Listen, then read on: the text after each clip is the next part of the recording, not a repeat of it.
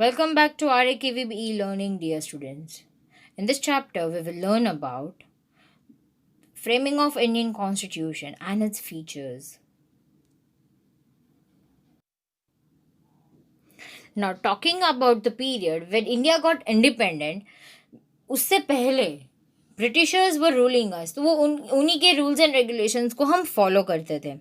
जैसे ही उन्होंने हमें एकदम फ्री कर दिया, तो हमारे सर पे हमारे खुद के इस कंट्री को संभालने की रिस्पॉन्सिबिलिटी आ गई. तो कंट्री के रूल्स एंड रेगुलेशंस को कैसे फ्रेम किया जाएगा, ये समझने के लिए एक कॉन्स्टिट्यूशन ड्राफ्ट किया गया. तो what is constitution? We will learn in this chapter. Constitution means any systematic collection of rules designed to govern a country's regime is known as constitution. क्या है constitution? तो a set of rules that is built out, that is framed to govern a country smoothly. The constitution plays an important role as it is an important document, and above all the laws and regulations, a constitutional document, a constitutional law is at the top. Over here, constitution involves periodically changing requirement of people's aspiration, expectation, interest as well as emotions which are high. तो कैसे ये change होता है? तो according to the need of the people, according to the need of welfare for and the development of the people. So talking about कि कैसे constitution frame किया गया, तो before independence the British government on 25th March 1946 handed the duty to the cabinet mission of 3 members to find a solution to question of India's independence. Indian independence को कैसे हम handle करेंगे, इस चीज़ का सवाल खड़ा हुआ था. तो on the basis of recommendation of cabinet mission the constituent assembly was constituted. Constituent assembly को फ्रेम अप किया गया, जिसमें उसके स्ट्रक्चर को डिसाइड किया गया था. तो इसमें 385 मेंबर्स थे. कितने थे? It comprised of 385 members from different religion, caste, gender, people from various geographical diversification, representing different states, जिसमें Jawaharlal Nehru, Sardar Vallabh Bhai Patel, Maulana Abdul Kalam Azad, Shyam Prasad Mukherjee, HP Modi, HV Kamnath, Frank Anthony, Kanyalal Munshi, Krishnaswami Iyer, Baldev Singh, and women representatives like Sarojini Naidu, Vijayalakshmi Pandit were present in the Constituent Assembly, जिसमें से Dr. Rajendra Prasad was the first elected president of this constitution, and Dr. Bhimrao Ambedkar was the chairman of drafting committee. इसके बारे में आपने पहले 8th standard में भी पढ़ा है बच्चे लोग. Now, इसमें 166 सेशंस हुए थे, जो 2 साल 11 महीने और 17 days में तक हुए थे. Yeah, members of the assembly has discussed thereof each and every detail of its provision, keeping in concern the matters of constitution of different countries. अलग अलग कंट्री के कॉन्स्टिट्यूशन को ध्यान में रखते हुए हमारे कॉन्स्टिट्यूशन को ड्राफ्ट किया गया था. तो इन the constitution there were 295 articles and 8 appendices. After the amendments, 395 articles and 9 appendices were made, जो आज 12 appendices हो गए हैं. तो हमारी कंट्री को कॉन्स्टिट्यूशन मिला था, फ्रेम होके ख़त्म हो चुका था 26 नवंबर 1949, and it came to into existence from 26 January 1950. तो उस दिन से इंडिया को रिपब्लिक घोषित किया गया था. उस डे के बाद से आज तक हर साल 26 जनवरी को हम रिपब्लिक डे में की तरह से सेलिब्रेट करते हैं. नाउ, इंडियन कॉन्स्टिट्यूशन ने एक नेशनल एम्बलम डिसाइड किया, जिसमें 4 लायंस थे, जो 4 डिफरेंट डायरेक्शंस को फेस कर रहे थे, और एक स्लोगन लिखा था कि सत्यमेव जयते, truth will always win. The constitution provides for citizenships, rights and duties of the people, directive principles of the state policies, union-state relations, election and emergency provisions. Thus, the Constitution of India is the most detailed and elaborated document. बहुत ज़्यादा detail में इसमें हर एक छोटी छोटी चीज़ों को ध्यान में रखते हुए कॉन्स्टिट्यूशन ड्राफ्ट किया गया था। तो कॉन्स्टिट्यूशन स्टार्ट होता है एक प्रेम्बल से, वो प्रेम्बल जो कॉन्स्टिट्यूशन का सोल माना गया है, जहाँ पे कॉन्स्टिट्यूशन किस बेसिस पे फॉर्म हुआ है ये बताया जा रहा है। तो what is preamble? Preamble is the core and important part of Constitution. Indian Constitution begins with preamble. The words written in the preamble highlights the soul of Constitution. What does it highlight? It highlights the soul of the Constitution. So this is the preamble of the Indian Constitution. Can you see? In which some bold words are written, which shows that they are the pillar of our constitution. अगर constitution में कोई भी law को abide किया जा रहा है तो वो किस बेसिस पे जस्टिस ले सकता है, तो वो कॉन्स्टिट्यूशनल, अगर उसके ऊपर कोई क्वेश्चन खड़ा हो रहा है कोई भी लॉ के ऊपर, तो वो पिराम्बल दिखा के हम बता सकते हैं कि ये लॉ ये पिलर्स के बेसिस पे हमने फ्रेम किया है। इसके बारे में हम आगे देखेंगे नेक्स्ट पेज पे, जिसमें हम पिलर्स ऑफ पिराम्बल करके एक पूरा टॉपिक दिया है, उसमें हम ये पूरे कॉन्स्टिट्यूशन के पिराम्बल के बारे में डिस्कशन करेंगे। आगे बढ़ते हुए पिराम्बल में 1976 तक कोई चेंज नहीं थे, but socialist, secular, unity, integrity of the nation जैसे जो शब्द थे वो ऐड किए गए। उसमें नए आइडियाज़ और नए प्रिंसिपल्स को ऐड किया गया था। Therefore, the preamble straightway gives a clear insight of the rule of welfare. Rule of welfare यानी कि हम वही रूल्स बनाएंगे जो इंडिया के वेलफेयर के पाथ में एक इम्पॉर्टेंट रोल प्ले कर रहा हो। Importance of preamble. The preamble as a soul of constitution is also an important necessity. To understand the framing of any law or its interpretation, preamble gives proper guidelines. कैसा देता है? एक proper guidance provide करता है, जिसमें to understand the policy behind the frame of any law, मतलब किस basis पे हमने वो लॉ बनाया है, तो उसकी पॉलिसी के बारे में भी अगर जानना हो तो हम किसको एक आधार मानते हैं, तो कहा गया है इंडियन पिराम्बल को। It serves as a compass. अगर आपको पूछा जाए कि explain the sentence preamble serves as a compass to Indian Constitution, तो आप क्या लिखोगे उसमें? आप अपने कॉन्स्टिट्यूशन के preamble की इम्पोर्टेंस लिखोगे।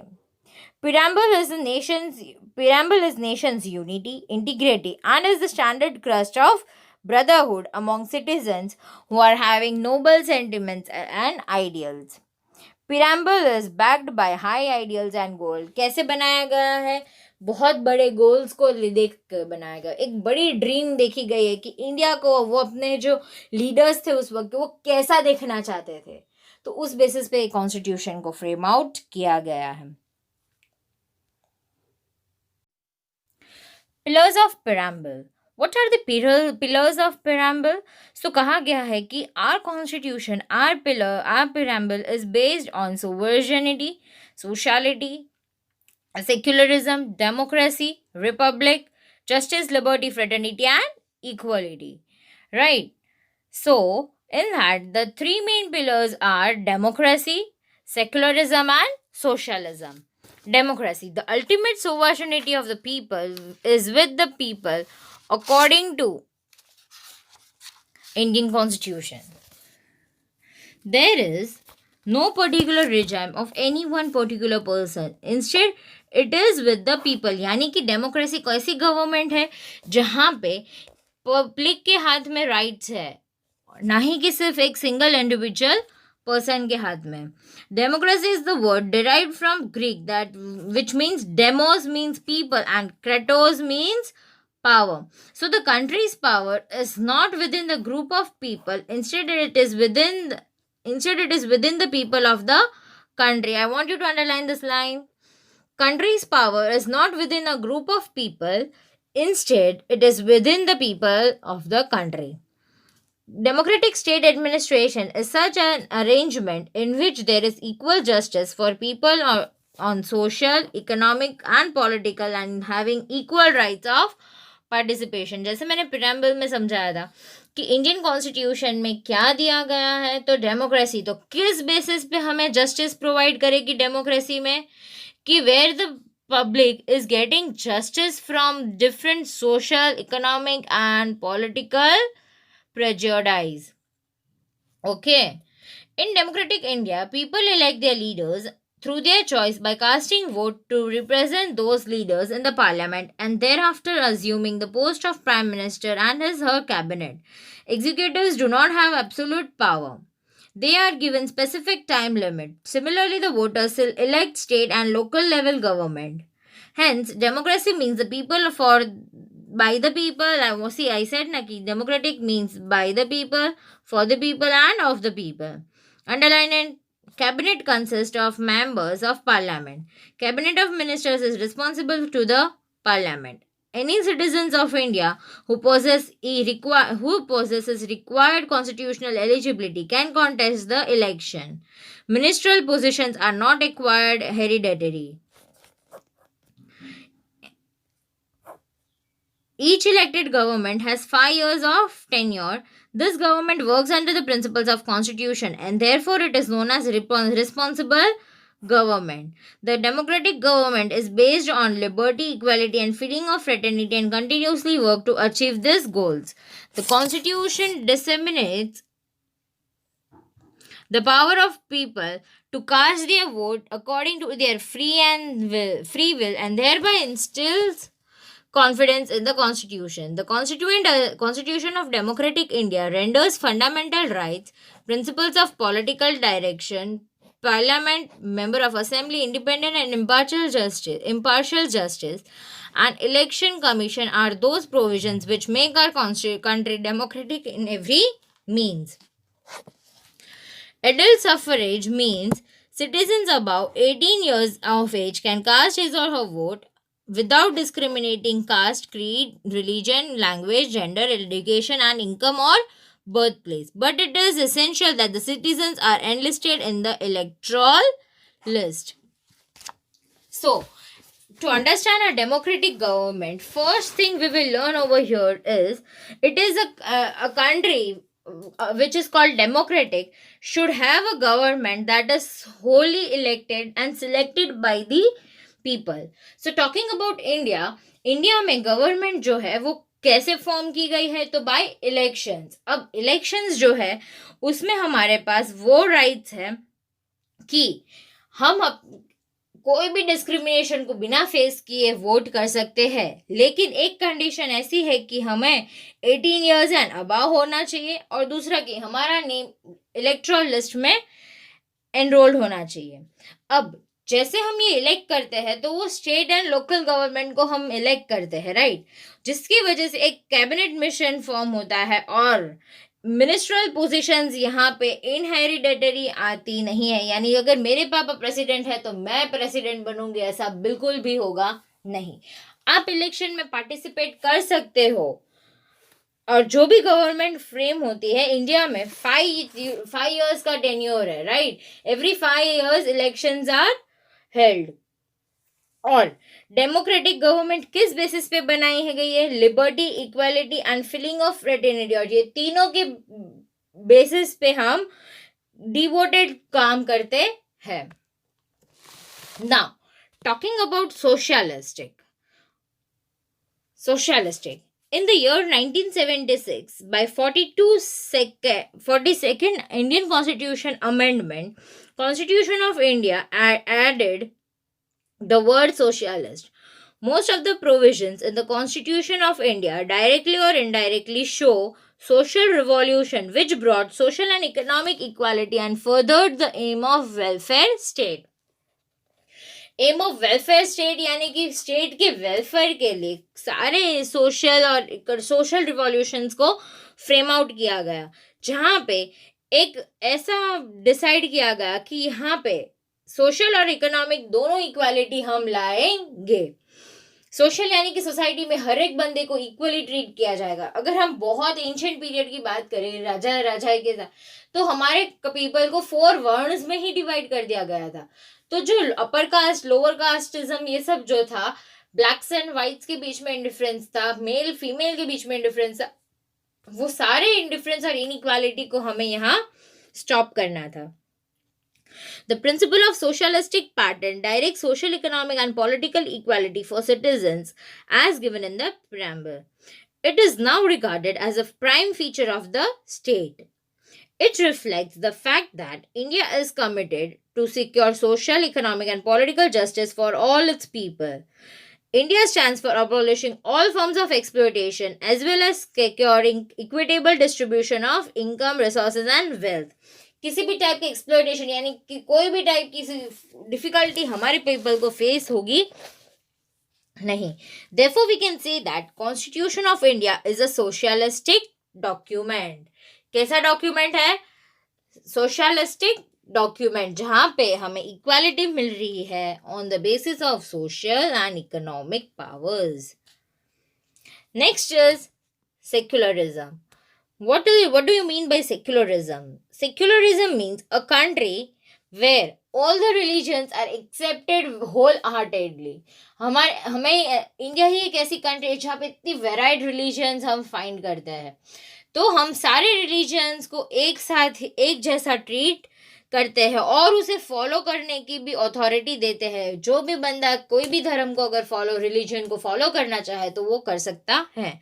अगेन ये 1976 के अमेंडमेंट के बाद ही सेक्युलर वर्ड हमारे प्रीएम्बल में आया. India is a secular country. It can never become one particular religious country as per the provisions of the Constitution. India does not follow any particular religion, so the country never promotes any religious activity. The country cannot involve any secular activity with religious activity. The citizens of country has a freedom to choose his or her religion. The country can not discriminate a citizen on religious basis. Equal job opportunities and equal political rights to the citizens are given without religious discrimination.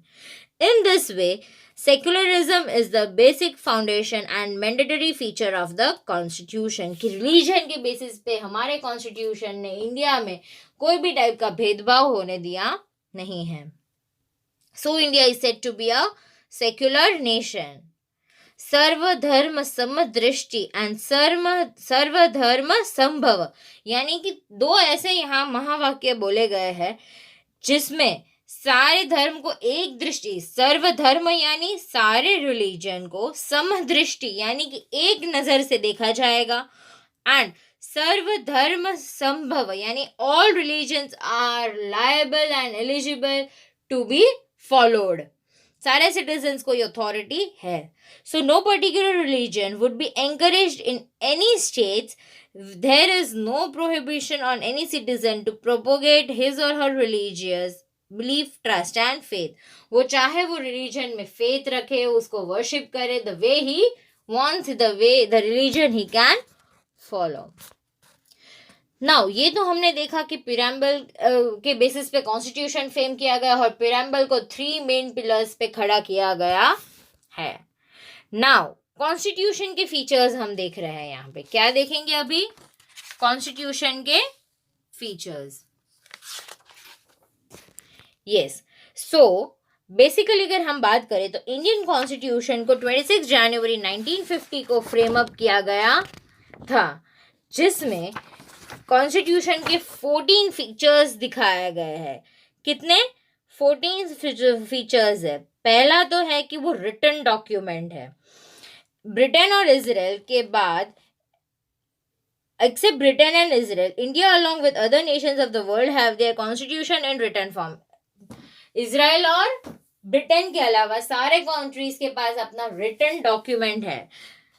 Now कैसे बनाया गया है? तो social geographical diversification और pre historical nation के basis पे हमारे constitution को रिटन फॉर्म में ड्राफ्ट किया गया है ताकि इसमें कोई और छेड़छाड़ हो सके नहीं. Second is size of the condition. Size of the condition यानी कि कितना बड़ा है? तो 22 सेक्शंस है, 395 आर्टिकल्स हैं और 8 अपेंडाइज थे.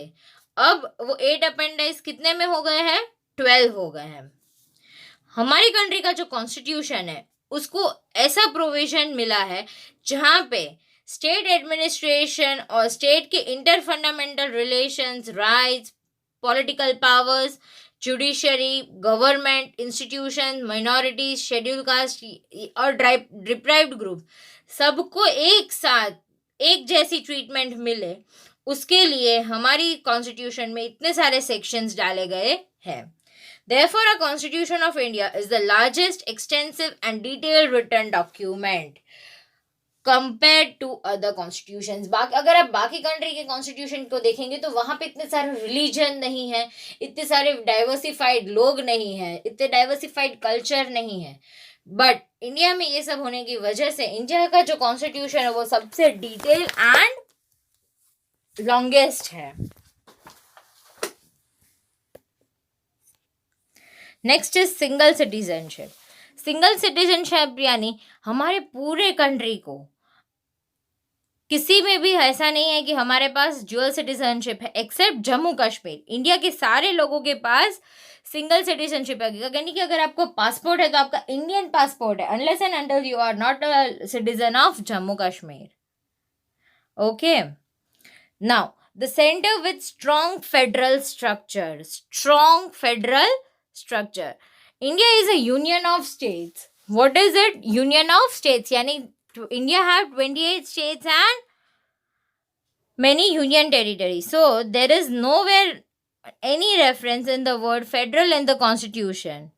Union of states is the sentence used for India. Federal नहीं है हम, कैसा है? Union of states. एक ऐसा देश जहाँ पे अलग अलग स्टेट्स को वो ज्वाइन करके इकट्ठा करके यूनियन फ्रेम किया गया है. By the use of word union, a permanent and irreversible relationship between union and it's component states is indicated. India is a union of states and so the state has right to cede it. Thus, India is a union of states, yet it has some elements of federal government. In India, federation, there are two sets of government, union government and state government. ये हमें पता है कि एक central government है और एक state government. State के पास ये अथॉरिटी है कि वो अपने खुद के डिसीजंस अपने स्टेट के लिए ले सकते हैं, और यूनियन के पास ये भी अथॉरिटी है कि वो हर स्टेट के डिसीजन में इंटरफियर भी कर सकती है. Constitution has clearly marked areas of functioning of both kind of government. दोनों गवर्नमेंट क्या क्या काम करेगी ये भी कॉन्स्टिट्यूशन ने डाल दिया ताकि बाद में जाके झगड़ा ना हो, है ना बच्चे लोग. The Constitution demarcates the powers of the central and the state government into different list subject. तो 3 लिस्ट बनाए गए हैं, union list, state list and concurrent list. Union list में कौन से सब कितने सब्जेक्ट्स हैं और कौन सी चीज़ों को बारे में लिखा गया है, तो इट हैज़ 97 सब्जेक्ट्स. ये आपको याद रखना है कौन से सब्जेक्ट्स है. तो डिफेंस का है, तो ऑब्वियसली इंडिया की मिलिट्री एक ही गिनी जाएगी. ऐसा नहीं है कि गुजरात में अलग होगी और केरला में दूसरी होगी और एमपी में अलग होगी, मध्य प्रदेश में अलग होगी, राइट. तो ये इंडिया पूरी यूनियन की अथॉरिटी पूरी यूनियन लिस्ट में आता है क्योंकि ये पूरी कंट्री की है. Foreign affairs, atomic energy, banking, railway, communication, post and telegraph are included in union list. यानी कि ऐसी चीज़ें इसमें डाली गई है जो पूरे इंडिया में सभी के लिए सेम होनी चाहिए. Next is state list. The state list comprises of 66 subjects और उसमें कौन से टॉपिक्स को इन्वॉल्व किया गया है. तो state legislature house can pass laws, यानी कि स्टेट लेजिस्लेचर यानी अपनी कंट्री के अपने स्टेट की गवर्नमेंट अपने स्टेट के लिए कोई भी लॉ पास कर सकती है, ऐसी ये राइट दी गई है. Subjects like law and order, state government institution, agriculture and irrigation, health, land, interstate trade and commerce are included. Interstate trade की अथॉरिटी है बट इंटरनेशनल ट्रेड की यूनियन लिस्ट के पास है. एग्रीकल्चर है, हेल्थ है, तो ये तो हर स्टेट का डिफरेंट लेवल है, तो अपने अपने लेवल के अकॉर्डिंगली वो रूल्स एंड रेगुलेशंस फ्रेम कर सकते हैं. State can send reserved police force, यानी कि जब भी यूनियन गवर्नमेंट को ज़रूरत हो तब स्टेट के पास ये अथॉरिटी है कि वो, और उसकी ड्यूटी भी है कि वो अपनी पुलिस सर्विस को वहाँ पे सेंड करें. The third is concurrent list. In addition to this, Constitution provides for third list and is called concurrent list, which consists the subject of common concern both to central and state government. दोनों के मिलके जहाँ पे decisions लिए जाते हैं वो है कॉन्करेंट लिस्ट, और उसमें 47 सब्जेक्ट्स है, जिसमें क्रिमिनल एंड सिविल प्रोसीजर के बारे में, मैरिज एंड डाइवोर्स के बारे में, education, economic planning, trade union etcetera के बारे में लिखा गया है। रेसिड्यूरी पावर्स के बारे में भी यहाँ पे मेंशन किया है। तो वो subjects which are not specifically allotted in union और state are included in residuary powers, यानी कि दोनों लिस्ट में, यूनियन लिस्ट और स्टेट लिस्ट में जो चीज़ें नहीं इंक्लूड की वो इंक्लूड होती है रेसिड्यूरी पावर्स में। Matters that are not included in the division of powers are known as residuary power, यानी इसके ऊपर पावर्स का डिवीजन नहीं है, या कि सेंट्रल ही ले सकता है या स्टेट गवर्नमेंट ही ले सकती है। तो government is given the right and the power to legislate to their residuary subjects. The financial distribution of resources is done between union and state government.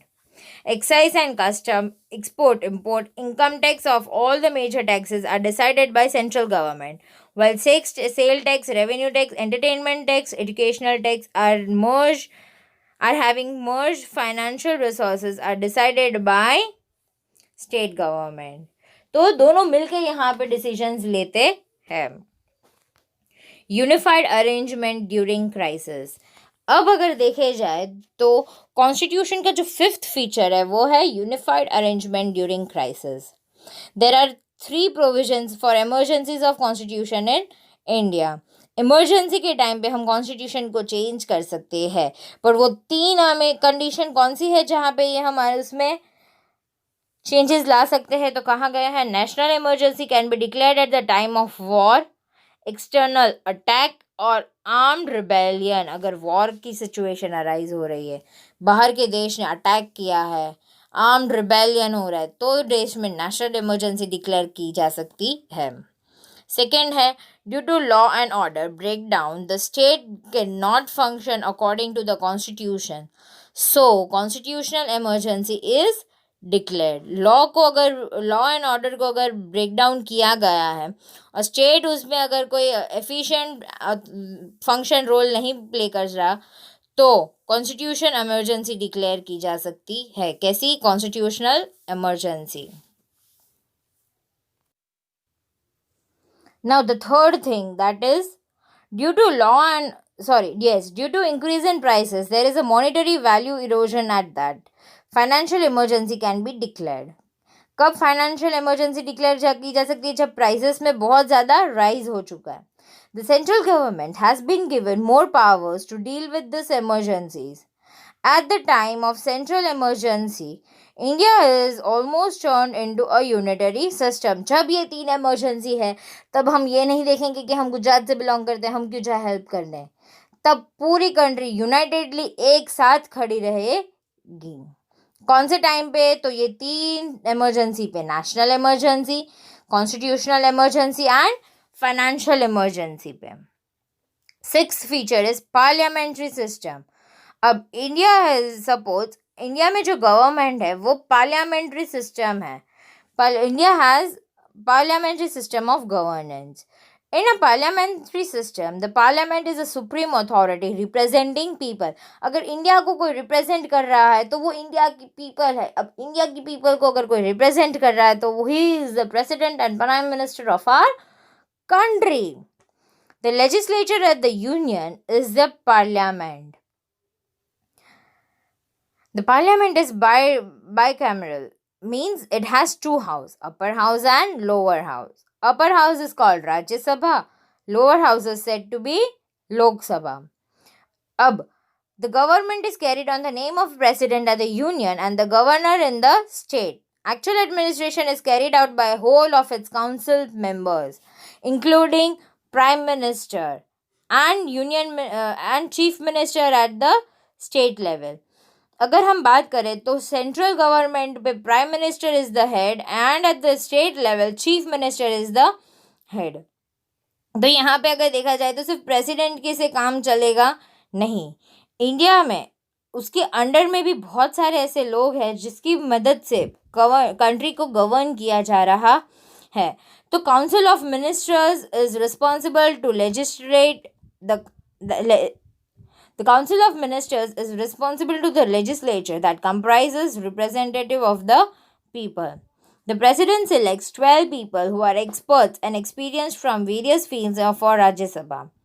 Rajya Sabha is a permanent house in which one-third members retire every 2 years, the same number of member for election. Now, Rajya Sabha को permanent house क्यों कहा गया है? क्योंकि यहाँ पे government जो है वो रिटायर कैसे होती है, किस फॉर्म में रिटायर होती है? तो 1/3, यानी कि अगर वहाँ पे 3 मेंबर्स प्रेजेंट है तो उसमें से एक मेंबर हर 2 साल पर रिटायर होगा, जिसका रीजन है कि उसका 5 ईयर का पीरियड जो है वो कंटिन्यू है, पूरी राज्यसभा एक साथ नई ना बनानी पड़े. Thus, each member has a 6 year of tenure in Rajya Sabha. कितना होता है? 6 years. Council of State has the power of Rajya Sabha are less compared to the Lok Sabha, which is special, superior and decisive. अब राज्य सभा जो है उसके powers अगर लोक सभा के कंपेयर में देखें तो काफ़ी ज़्यादा होते हैं. Lok Sabha Rajya Sabha can not be completely dissolve. ये हमें याद रखना है कि राज्यसभा इसीलिए उसे परमानेंट कहा गया है क्योंकि वो डिजॉल्व हो सकती नहीं है. Independent and impartial judiciary. The constitution has provided for the establishment of an independent and impartial judiciary. Here the supreme court is at the top. Then there are high courts and the state court. Under this judication, judiciary, पहले तो हमें यही समझना है कि judiciary क्या है. तो जुडिशियरी एक ऐसी ऑर्गन है गवर्नमेंट की जहाँ पे एक कहते हैं कि जस्टिस दिलाने का काम है. गवर्नमेंट को 3 फॉर्म्स में हम डिवाइड करते हैं, लेजिस्लेचर, एग्जीक्यूटिव एंड जुडिशियरी. तो जो लेजिस्लेचर जैसे रूल्स को फ्रेम करता है, एग्जीक्यूटिव उसे एग्जीक्यूट करवाता है, और तो लास्ट है जुडिशियरी, वो मेक श्योर करता है कि गवर्नमेंट ने जो लॉ बनाया है वो फॉलो हो रहे हैं. अगर ना फॉलो हो रहे तो उसे किस टाइप की पनिशमेंट दी जा सकती है. तो जुडिशरी को 3 पार्ट्स में डिवाइड करता है. सबसे ऊपर है supreme court, high court and at the top is high court, supreme court and subordinate court.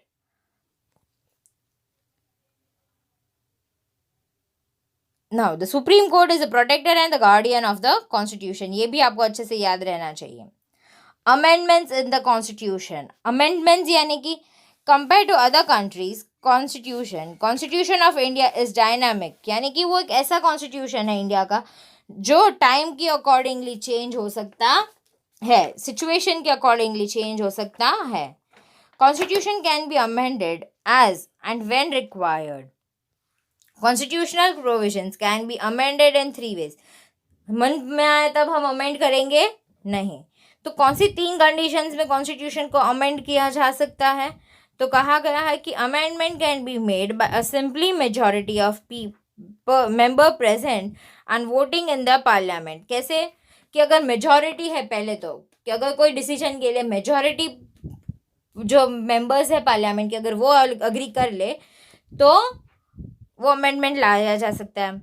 फिर certain amendment requires a special majority. पहले तो था सिंपल मेजॉरिटी जिसमें हम मेजॉरिटी पीपल से मान लेते थे. दूसरा है स्पेशल मेजॉरिटी, यानी कि 2/3 ऑफ मेजॉरिटी होनी चाहिए विनिंग में, तो ही वो डिसीजन के अगर कोई डिसीजन के लिए 2/3 मेजॉरिटी फ्रेम हो रही है तो वो डिसीजन लिया जा सकता है. Concerning this union state relation the special majority is needed, that is 2/3, and the concurrence not less than 50% of the state legislature is required. So only in these 3 conditions Indian constitution can be amended.